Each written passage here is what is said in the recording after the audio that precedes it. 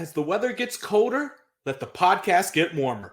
Fall in with the Backbone Wrestling feed. Every Monday we have the cross up. Every Tuesday we have Ruthlessly Aggressive and New General Admission. Every other Thursday, linking up Lucha and Highway to the Impact Zone. Every other Friday, Russo Pod. We have Territorial that drops whenever. Hidden Gem that drops whenever. And we have 2 new podcasts. The Movie Education of Logan Crossland, which is a great one. He'll finally watch movies. And Hands of Z. And how could I forget the Shit Take?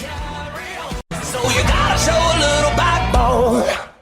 This contest is scheduled for 1 fall. Coming down the aisle with his manager, Bobby the Brain Heenan, from Carbondale, Minnesota, weighing 252 pounds, ravishing Rip Rude.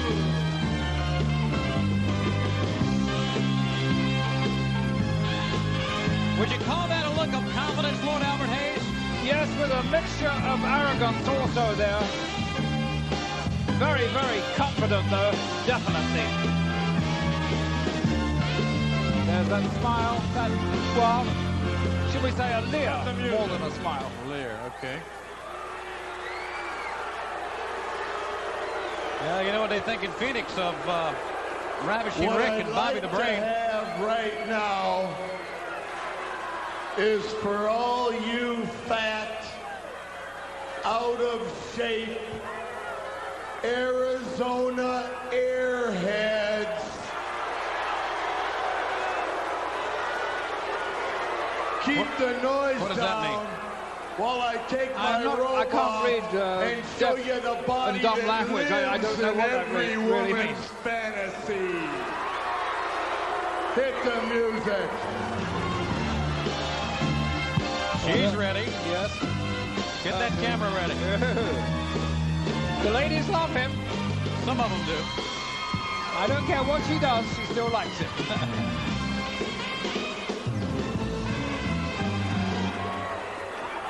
And his opponent from Charlotte, North Carolina, weighing 242 pounds, rugged Ronnie Garvin. All the makings of a great encounter here.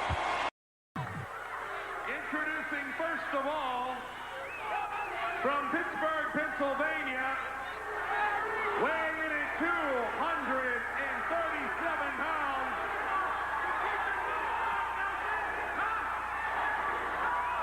weighing in at 237 pounds, he is called the living legend, Larry Zybyszko.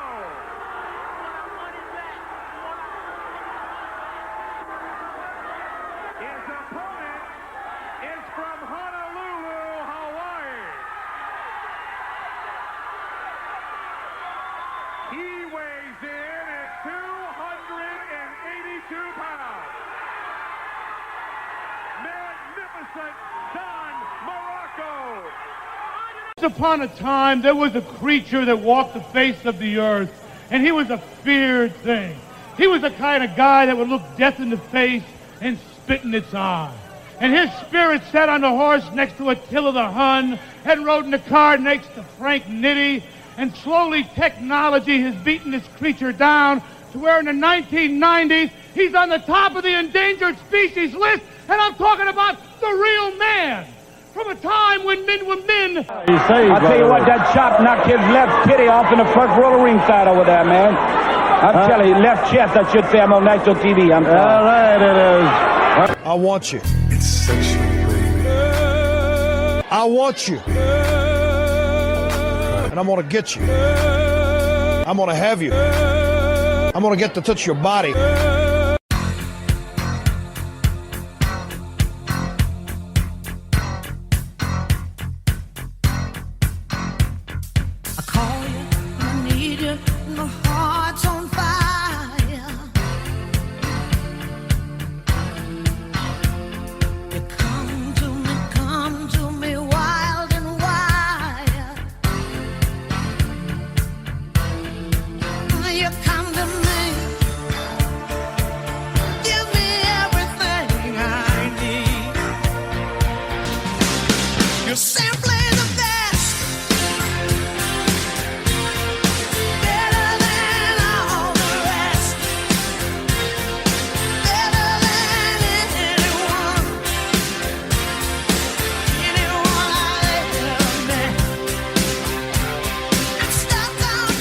Backbone Wrestling Network, welcome to the return of Hands of Z. I believe this is episode number 22.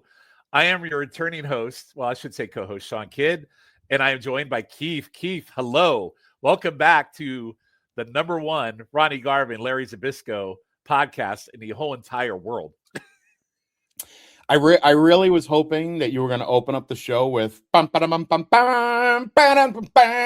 because the old American Gladiator theme just seemed to be so apropos for the return of this epic show that you and I record.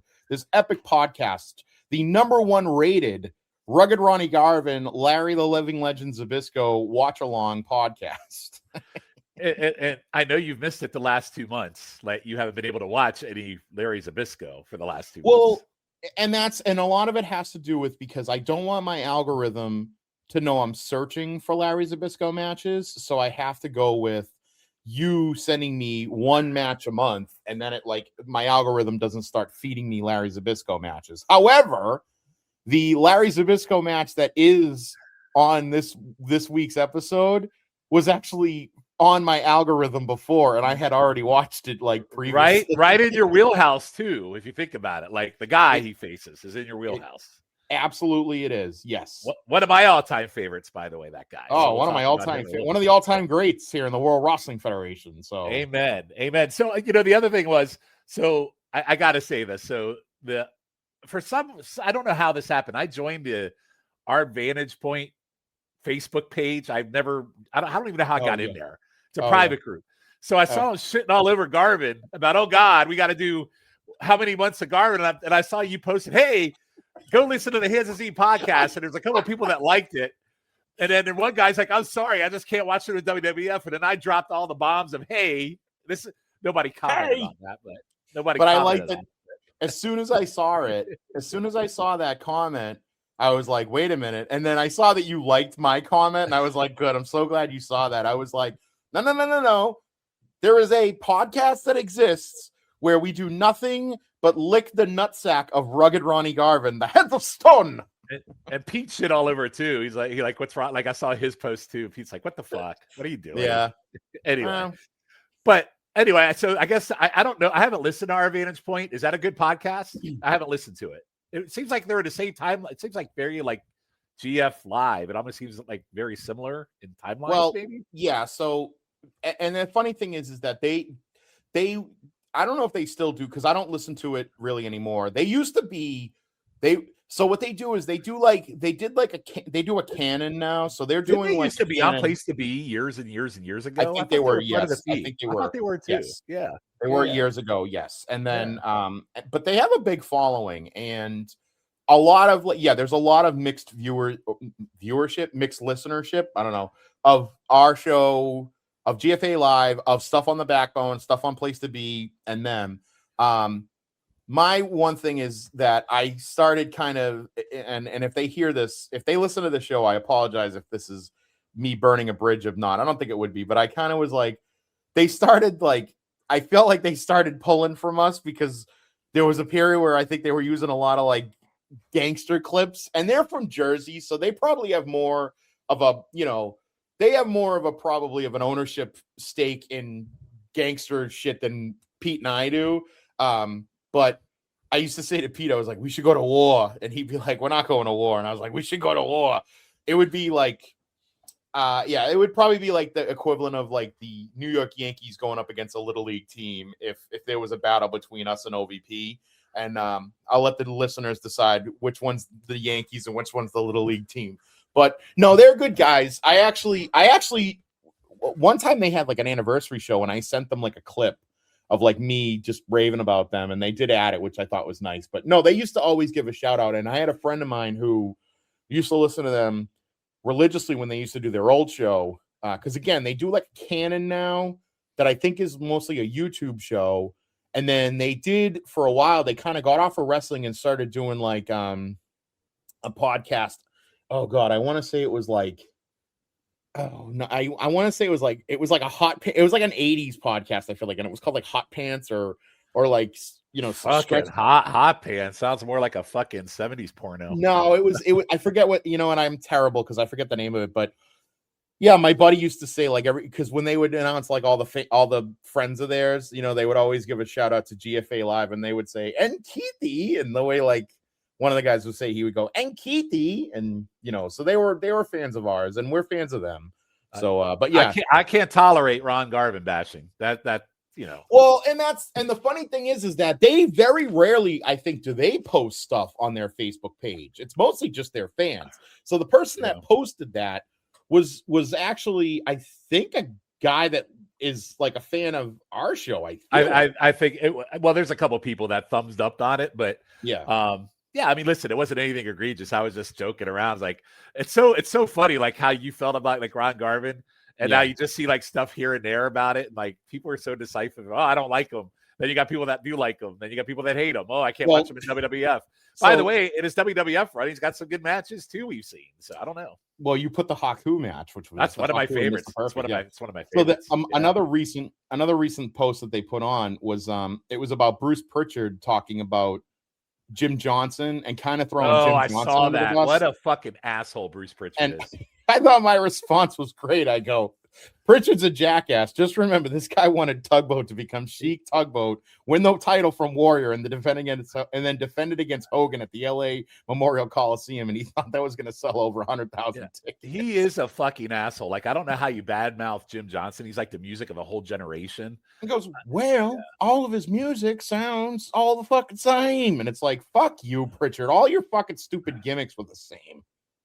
Jackass. 100%. But anyway, so shout out to OVP. Shout out to OVP. me. Mm-hmm. OVP, yeah, you know me. I will start. I am going to listen to that pod now. So I'd like greetings from Allentown. So if there's similarities there, I'll listen to it. I didn't get a new greetings from Allentown this week, though, at the time of this recording. There wasn't. No, Pete, we took the Christmas week. I was actually, so it's funny we didn't, because I had texted him like Friday.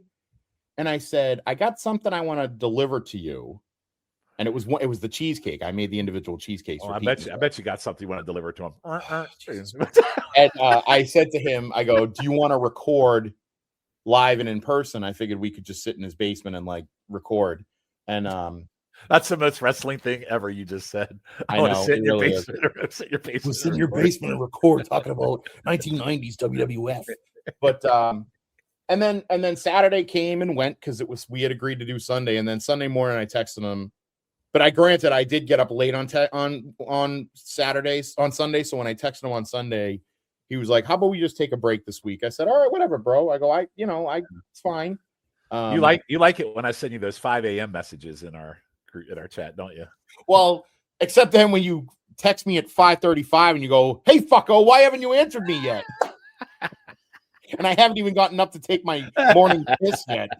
In the meantime, I've been up for like an hour and a half already. It's so great. My favorite is when everybody texts around like midnight, and then somebody will be like, Shawn will see this when he gets up to take his midnight piss. No, it's my 3 a.m. pee. You get like, it is. It's like the clock goes off. It's like 3 a.m. Shawn's up to pee, and then he doesn't go back to bed usually. That's the problem. So, okay. Anyway, that's old man. That's when you come up with these. That's when you came up with the idea for this podcast. Is that it actually is? You know what's funny is, okay, Through the Looking Glass here. By the way, that's a podcast on fucking PTBN. Anyway, long story short, when I do my best thinking, so if I get up and do my 3 a.m. pee and I want to peruse my phone, I'll go into the YouTube. Yeah, and I'll literally start perusing for Ron Garvin, Larry Zybyszko matches to put in the old bucket. That's amazing. So, I think I still have over 100 matches between the two of them we haven't watched yet. Oh, good. Well, that's good. Yeah. Keep it coming. It is. I found episode 105 of Hands of Z. I found some good ones this past week that I didn't even know existed. This podcast is going to last longer than Ronnie's run in the WWF. So, well. Speaking of Ronnie's run in the WWF, good segue. Good nice segue. Thank you. So tonight's episode of Hands of Z, we know we do themed episodes, right? So I called this one. I couldn't come up with a good one, so I came up with Ravishing and Magnificent. Yeah. Is that what? Yeah. So this episode is Ravishing and Magnificent. You can probably figure it out. So we got two matches. One that'll involve Ravishing Rick Rude against Rugged Ronnie Garvin, and then our second match will be Magnificent Muraco versus Larry Zybyszko. There's a good story behind that match too. I'm going to share when we get to that one. Good. And the AWA match between the two. And yeah, I believe it's the first and only time they have ever faced each other, by the way. Okay. All right, so let's talk about the first one. So Garvin versus Rude. So this is from an episode of WWF Prime Time Wrestling that was actually taped on Valentine's Day, 1990. On Valentine's Day. Happy Valentine's Day. Nothing better than Rugged Ronnie Garvin versus Rick Rude. Happy Valentine's. It was taped on the 14th. It aired on the 26th. Yep. It is from Tucson, Arizona. Okay. So would you like to hear some of the other matches that were on this episode of Primetime, Keith? You know, I like to. Please. All right. Are you going to do the primetime or are you also going to do the dark match? No, I didn't do the dark matches. I just did the primetime to make it easy. Roddy Piper versus Pez Watley. Oh, main event in any arena in America, Jess. Akeem versus Terry Zeller. No idea who that is. No idea who that is. Haku versus Smash of Demolition. Oh, and a preview. That's like almost like that would be on the wrestling challenge, the Ultimate Challenge pre-show match. Like it looks that way, but this is after WrestleMania. So no, it's not. Oh no, it's pre-WrestleMania. So, so this is Haku as the tag champ against his challenger for the upcoming. So it's Haku with Andre the Giant and Bobby Heenan versus Smash with Axe. So maybe it was. Yep. Dusty Rhodes with Sapphire versus Conquistador number 2. Oh, who was probably Pez Watley under the mask. Probably. Mr. Perfect with the Genius versus Omar Atlas. Oh, great Omar Atlas. Here's a good one. You want to talk about a big ball of boring. The Red Rooster versus Al Perez. Seth Rollins' dad. Yes. And then last but not least, your favorite, the Honky Tonk Man with Jimmy Hart versus Hacksaw Jim Duggan. Not my favorite. So those are the other matches on this episode of Primetime. So an all-star lineup here on Primetime. You got, what's great about Primetime, right? All-star lineup.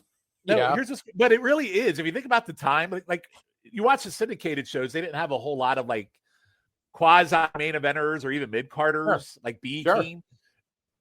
That was the best thing about Primetime.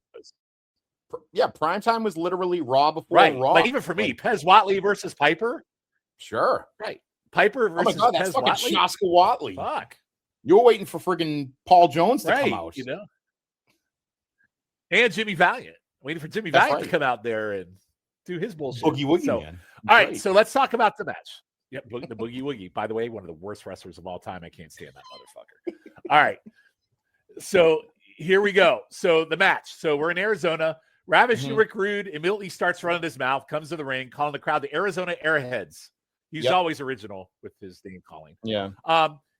He soaks in the booze, but here's the real surprise. We talked about this. Yeah. Ron Garvin just randomly walks out with no music. And at this time in 1990, you think he would already be in the ring because he's not like a big deal anymore, right? No. So he walks out with his towel and his red, and the crowd cheers him, but 0.0 music. And they say he's from Charlotte, North Carolina, Keith. What did you think of this Ronnie Garvin entrance with no music?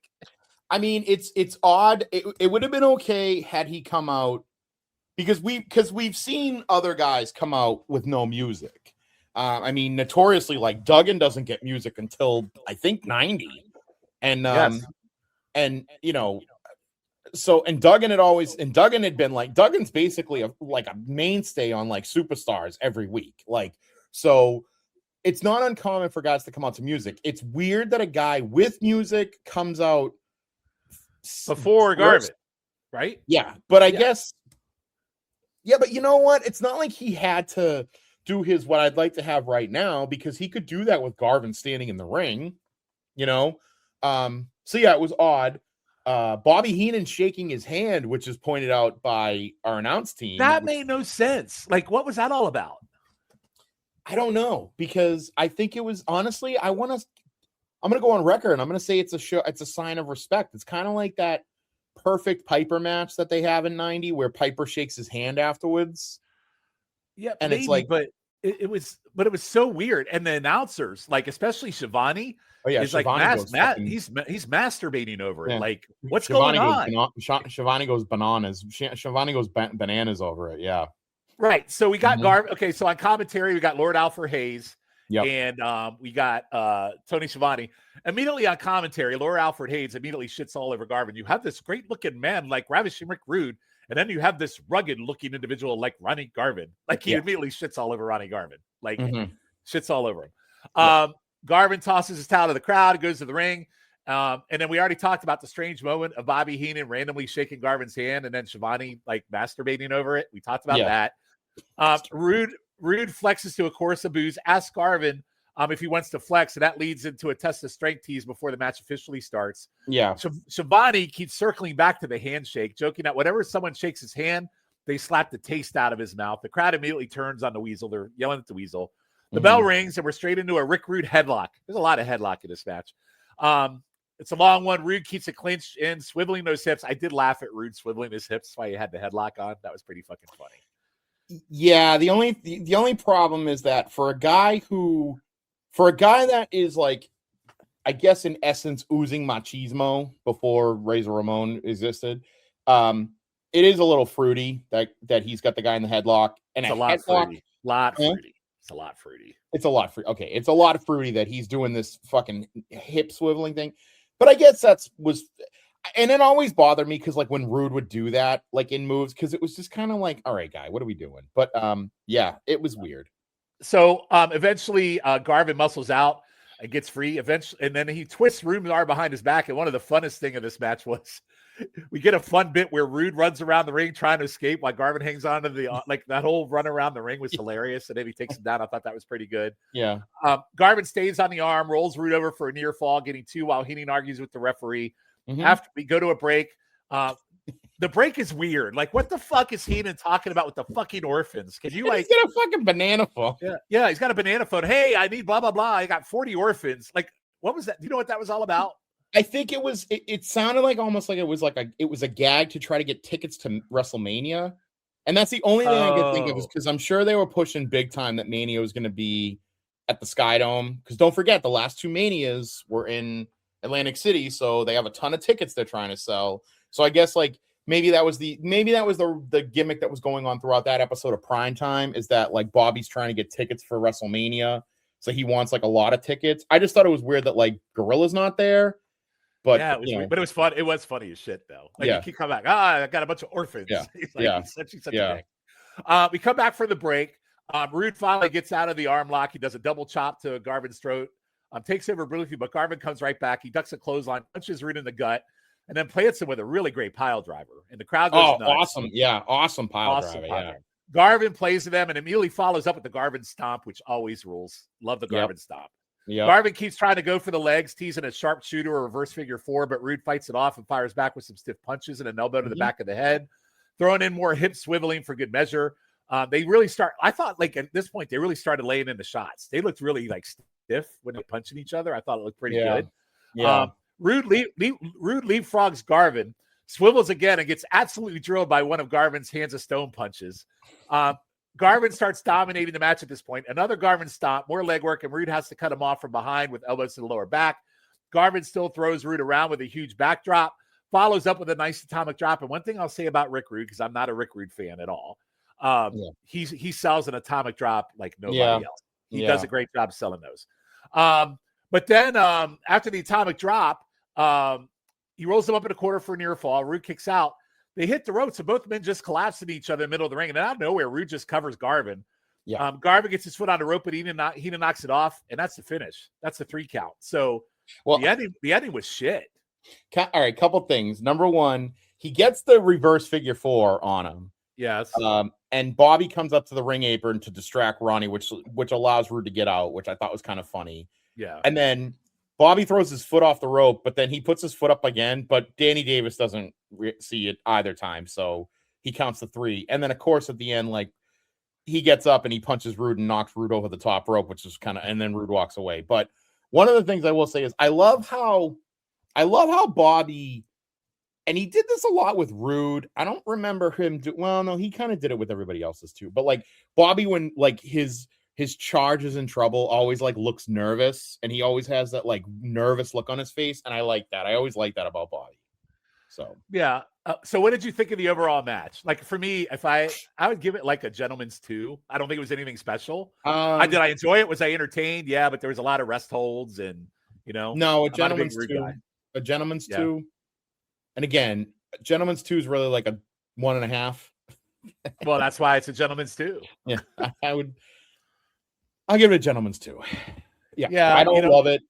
I don't love it. But I don't love a lot of shit Rude does. I've always kind of been like, I've been an anti-Rude guy for a number of years You now. and I are 100% on the same page when it comes to Rude.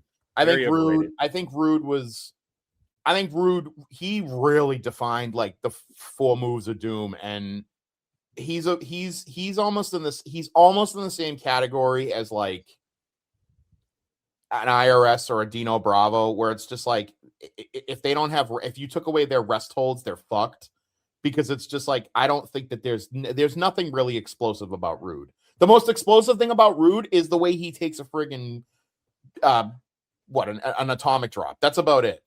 Legit. You know what's funny about Rude though is it's so weird that him and Warrior actually have good matches, because both of them, like, it's just odd to me, how they just good chemistry on those two. Well, that's kind of like how, and that's probably a lot of like Rude, because we saw that match with Rude when he was it GCW?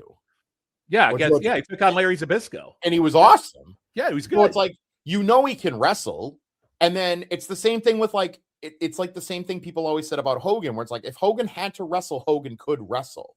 It's just Hogan, and everybody always gives us a Hogan, so maybe the same is for Rude. Maybe the same is for everybody in the WWF. They knew what they had to do to get the match going and progress to the finish, so they never really had to go outside of their comfort zone. Whereas if you're putting them with a guy who's a complete fucking train wreck like the Warrior, like, then it's like it's on them to have to manage the match and run the match and do the match. So that's why the Hogan match with Warrior is considered an all-timer, because Hogan dragged that out of that guy. Rude dragged 2 really good matches out of the Warrior. Savage dragged a match out of the Warrior, but it's like 2 if you even want to include the SummerSlam match. It's so funny to me how you feel about the Ultimate Warrior, considering that a lot of his matches aren't that bad, Keith. That's what's funny. His pay-per-view matches are not bad.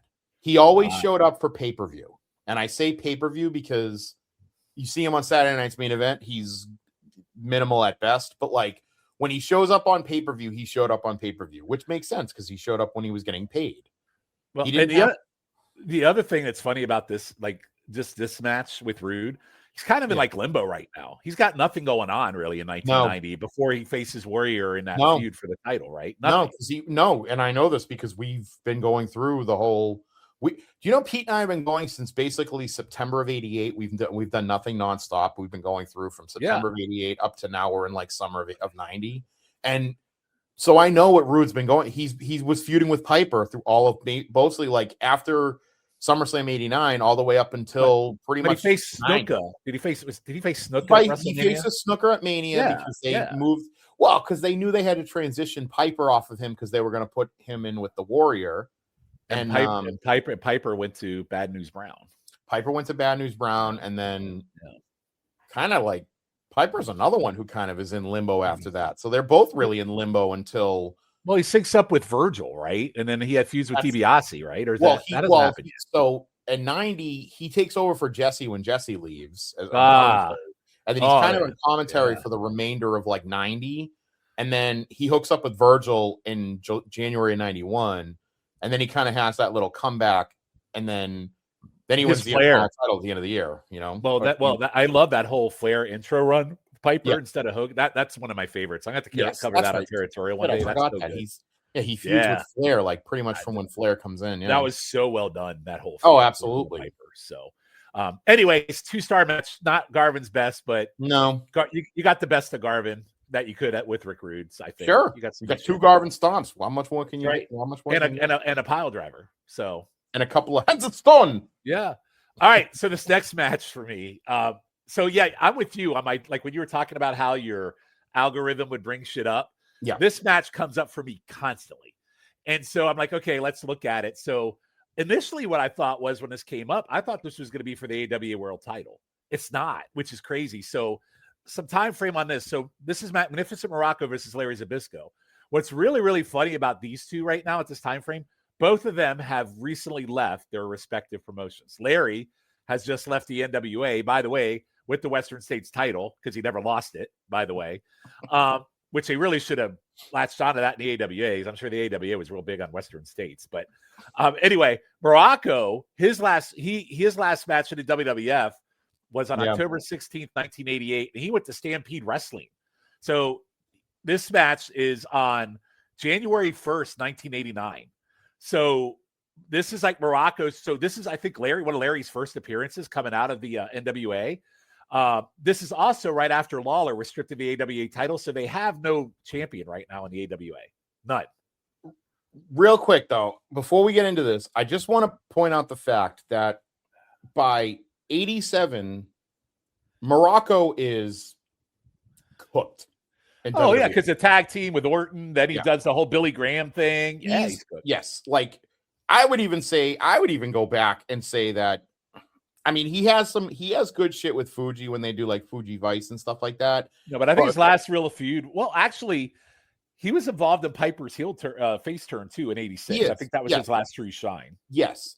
But aside from like the stuff he was doing on television, once he lost the Intercontinental title, Muraco was just like Muraco. I felt like was half the man he was before. Because when Muraco's the Intercontinental champion, he's fucking awesome. Well, And he was a lot fatter as Intercontinental champion than he was in this match because he's still coming off the juice. Right, but was he fat? He's not. He was a little flabby. He's a little flabby. He's a little meaty. He's fat when he's the Intercontinental champion. He's not blown up. He's blown up right now. But no, he's blown up in the whole entire last part of his run in WWF. Yeah, but he was fat when he was Intercontinental champion because he's sitting in the corner eating sandwiches during matches. But I feel like he's coming off the steroids because there's like muscle, but there's also some there's some chunky happening. He's coming. Well, no, but that's what I'm. So that's what. First thing I'll say this, and spoiler alert: this fucking match surprised the hell out of me because if you think of Muraco and his tail end run when he's The Rock, he's not that great. Like he's kind of just like he's almost the. He can barely move because he's so jacked. He's like I'm with you. When I saw when this was from, I was like, oh, this is going to be a fucking shit show. Like January of 89. Like, what is he? Are you kidding me? Yeah. And then, and then proceed. So really, this is only his only appearance in AWA. He comes in for the one and he's out. Yeah. So, and they did this a lot in AWA. Like they did it with Harley Race, which a match we covered. They did it with Nikita Koloff. They would bring these guys in for the one shots just to get Larry over, which good luck with that. Because there's never a clean finish in any of these motherfuckers when they do that, right? I want to get you this jacket that Larry has. With the Z. Oh, Keith, I might need new pants if you did that. I got to see if I can get you the satin jacket. That is an amazing. And I would do the whole Larry thing, the whole intro. Anyway, so this is from an AWA TV taping, January 20th, 1989, from Milwaukee, Wisconsin. Attendance of 2,200, which in 1989 I feel like is still a pretty good pop for an AWA show, right? Yeah. Anyway, so here, would you like to hear the other matches on this show? Please. Greg Gagne defeats Tony Leone. Wayne Bloom defeats Jake the Milkman Millman. Oh. Wayne Bloom, the future Beverly brother. Yep. Sergeant Slaughter defeats Frankie DeFalco. Okay. The AWA World Tag Team Championship. Bad Company. Pat Tanaka and Paul Diamond with their manager Diamond Dallas Page goes to a time limit draw with Brad Reggins, and Tommy Jammer. There we go. And then AWA World's Women's Title match. Wendy Richter defeats the Dazzler in a defense of her AWA World Title. Okay. Did you know Wendy Richter held the AWA World Title? I do now. You know who she beat for it? Sensational Sherry? Medusa. Oh, okay. Who beat Sensational Sherry for Medusa. Yeah. All right. That's not bad. Hey, you know what? You just teased me there with me wanting to start this fucking AWA podcast with you. So I am dying to do. Listen, I want to do an AWA pod that starts in 1988. Do it. I'm on board. But the problem is I got to find the time to do it. Let's fucking do it, man. But we've watched a lot. Some of the matches we've seen lead up to that, like the Adrian Adonis Rockers match, all it leads up to that. Yep, absolutely. But I'll just call it AWA 88. That's what we'll call it. That's right. right. I want to do. But anyway, I'll consider that if I have time. We could always make that our permanent 0.5 episode if we really wanted to. But anyway, I don't want to do that because I think we get a lot of good stuff out of 0.5s. All right, so let's talk about the match. So we already talked about the timing. Both are fresh out of their whatever respective parent companies. Larry, like I said, Larry's just come back. The AWA World title is vacated, and the Battle Royal to crown a new champion happens in about a month, which the commentary even brings it up that, hey, Lawler's been stripped. Both these guys would make good candidates for the Battle Royal. So I'm immediately thinking, hey, if I'm watching the same Muraco in that Battle Royal, Muraco is an AWA champion in 89. I could probably deal with it. Be all right. It's a big name, right? Hey, he wins the ECW title in 94? Right. Larry comes out first and immediately starts yelling at Larry Nelson on the mic, already in full asshole mode. Love it. Muraco follows out to a good reaction, wearing his classic tie-dye, looking very meaty, by the way. I think he's starting to come off. He's looking very meaty. Hasn't fully ramped off the steroids yet, but you can tell he's starting that cycle. He's really starting to come down. On commentary, you've got Vern Gagne and Lee Marshall, and they absolutely shit all over Larry right from the jump, mocking all his stalling. Sound like Keithy Langston on commentary, by the way. Start mocking his stalling. They start mocking his jacket. All of it totally just obliterating them. And it's a shame because, isn't Larry his Vern's son-in-law at this point?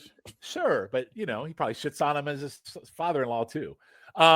They also point out, again, like I said, both these guys are serious AWA contenders, which is funny since Muraco's out after this match. It's pretty funny. And then Vern brings up, and I had to look this up, that as far as he can recall, these two have never met in a ring. And I think that's accurate. I have not found another match with these two. So the bell rings, and I'll be honest with you, the first part of it's a lot of stalling with Larry. They finally tie up. Larry backs Muraco to the ropes, and Muraco immediately shoves him outside. Larry flips out, claims Muraco grabbed the tights. Lee calls him tough, but he calls Larry a whiner, which I'm sure you appreciated that too. I did. Back in, we get some chain wrestling, strength tests. Muraco clearly overpowers Larry. Larry kicks his legs up into an arm drag. Muraco answers with a head scissors, which was crazy. I never thought I'd see a head scissors from fucking Muraco. It's decent stuff for two older guys. Larry pops up into that ridiculous judo stance. I love it when he pops up and he does that whole karate stance. They tie up again. Larry slaps on an arm bar, takes Muraco down, and yells at the ref to ask if he wants to submit. Muraco muscles him back into the ropes. Larry pulls him in and starts forearming the chest. And by the way, I thought the shots in this match were pretty good. Like they looked like they were really laying into each other. Yeah. Muraco blocks one and just starts punching the hell out of Larry, including a big right that drops Larry. Crowd's going nuts. Muraco throws him into the corner and hits a double hand clap to the head. That sounds absolutely brutal. Larry bails in the apron to regroup, getting showered with booze back in, more tying up, more separation, more stalling. Very much a Larry match. Larry finally gets momentum with his token spinning kick to the gut. I appreciate when I get my Larry spin kick. I always pop for it. Then he locks in, and this is why that front face lock was ridiculous. It was like a 20-minute fucking front face lock. I mean, not 20 minutes, but it felt like it. But to be fair, it looked good. I thought like Larry had a good wide base on his legs. Sometimes those rest holds, it's all how they look at and how they approach it in their stance and how they lock it in. I thought Larry did pretty good with that. Muraco keeps fading, keeps trying to rally, crowd trying to get into it, and Larry just won't let go. They eventually get to the mat. Larry keeps control, flips Muraco briefly for a 2, then right into a side chin lock. More long rest spot, but there's a great little detail here. Muraco immediately works his own headlock on Larry's chin, which I loved. You don't see that very often. Pushed into the angle to break it. It looks real. Muraco gets to his knees, punches Larry in the face, and breaks free. Now we finally get some good heat exchange. Muraco fires stiff forearm, snaps Larry head into the ropes, thumbs the eye, knee lift to the face. He hits that flipping neck spot that Perfect does, which I thought looked really good. And then Larry powders, but out by grabbing the tights and dumping Muraco to the floor. Outside, Larry throws Muraco to the ring post. I got to be honest, the ring post throw looked very weak. He barely hit the ring post. It did not look that good. But Muraco's so big, it barely registers. Larry heads back into the wild. Muraco sells outside. Larry keeps Muraco from re-entering, choking him on a rope, knee him into the face, knocking him back in, just not letting Muraco in, which I thought was great. Muraco finally thumbs the eye to escape, circles the ring, and pulls Larry out and starts launching him into the ring post, which looked much better. Muraco just beats the shit out of him. They brawl all over. The ref loses control, and by the time they get back to the ring, the bell is already rung. The ref calls a double DQ. Larry Muraco stands tall. So this match is like 16 minutes. I'm with, like, there was points where I thought it was slow, but I think for both guys in 89, I thought it was kind of good. But it had kind of like some stalling, had the good comebacks. But I thought it was cool to see Muraco and there's more in here, but I'll give you my rating after I hear yours. So let's hear yours. All right. So, couple things. When you mentioned that it was only like 2,200 people, it made sense because you can hear Larry like as clear as day. And I was like, that's kind of weird, but it must have been just because of the echo in the building where there was like not a lot of people, but like you can hear Larry being like, come on. Like you can ask him. Larry, ask him. I actually, you talked about like the reverse chin lock. I actually thought that was really well done.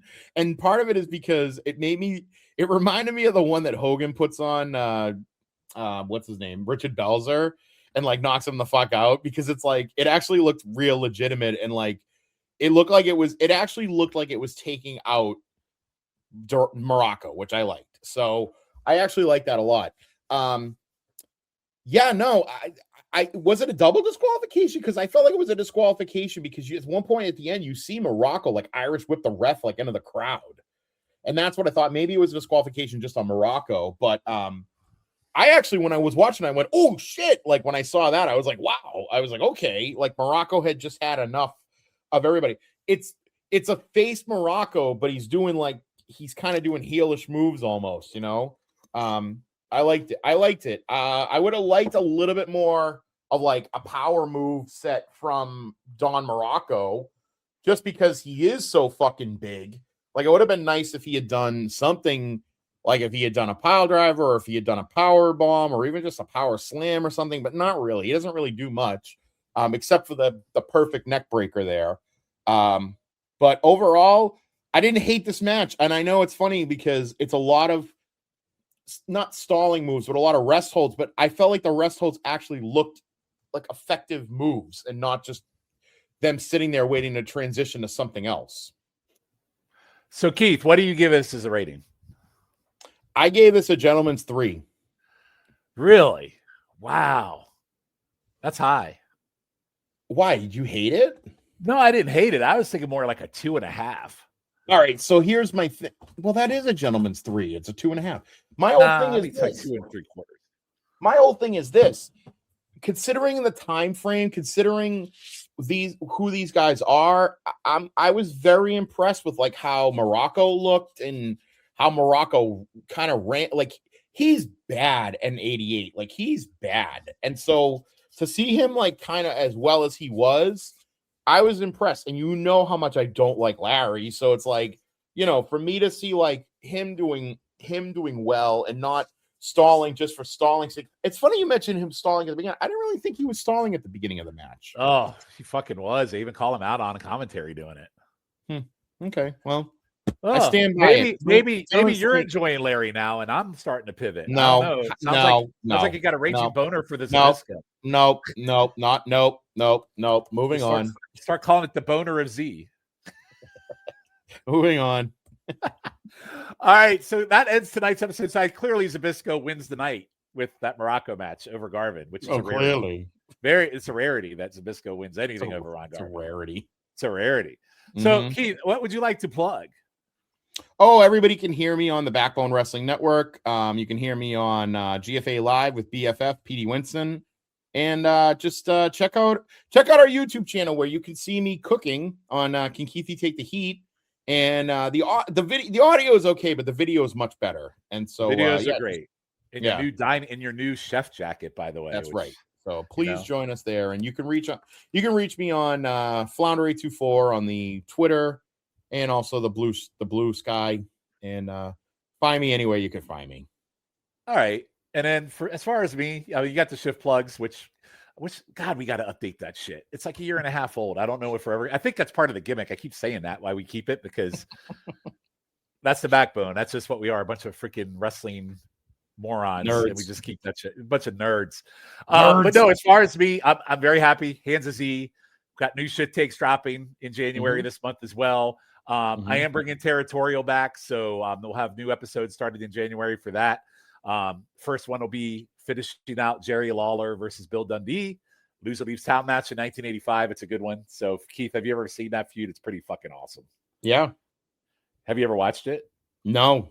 Yeah. See, that's the other thing I love about this Hands of Z pod is that it's not just because we're goofing on or watching Larry Zybyszko and Ron Garvin. We're also actually doing some pretty historic shit. Sure. 'Cause I feel like you're learning when we watch this stuff. Absolutely. I love it. It gives me an opportunity to know more. Absolutely. Yeah. Well, speaking of no more, our next episode. So our one of our awesome 0.5 episodes, the oldest match I think I've ever watched on a pod will be a part of that watch, Keith. And I don't want you to spoil it. But our next 0.5 episode is called Hands of Z. Hands of Z, hey buddy. Hey buddy, like Pauly Shore. Hey buddy. Hey buddy. Yeah. Oh well, geez, just a teaser. That's a teaser to tempt everybody to find out what it is that we're doing. So be on the lookout. Yeah, I'm not going to say who it is we're watching or the matches we're watching. I'm not going to say who they are. But please join us on the next episode of Hands of Z, episode 22.5, and we will see you on that episode. Good night, everybody.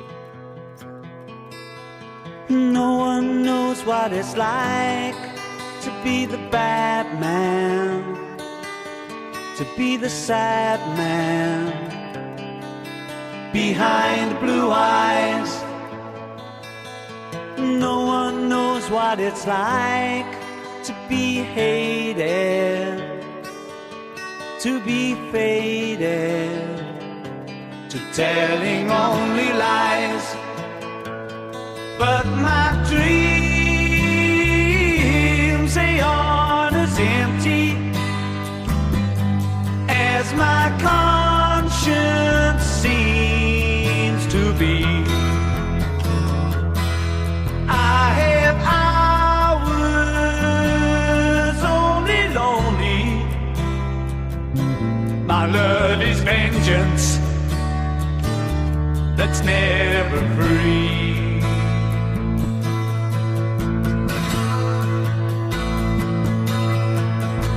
No one knows what it's like to feel these feelings like I do. And I blame you. No one bites back as hard on their anger. None of my pain and woe can show through. But my dreams, they aren't as empty as my conscience seems to be. I have hours only lonely.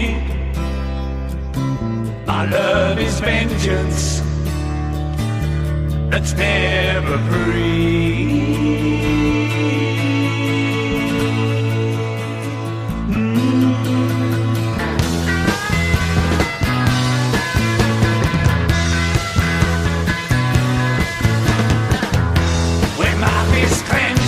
Crack it open before I use it and lose my cool.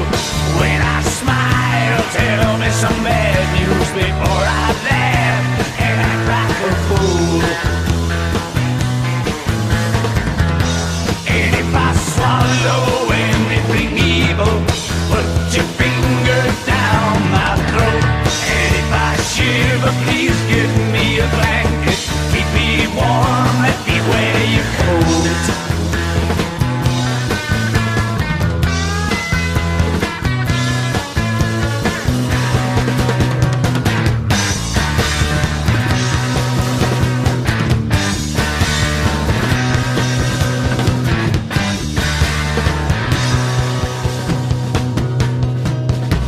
No one knows what it's like to be the bad man, to be the sad man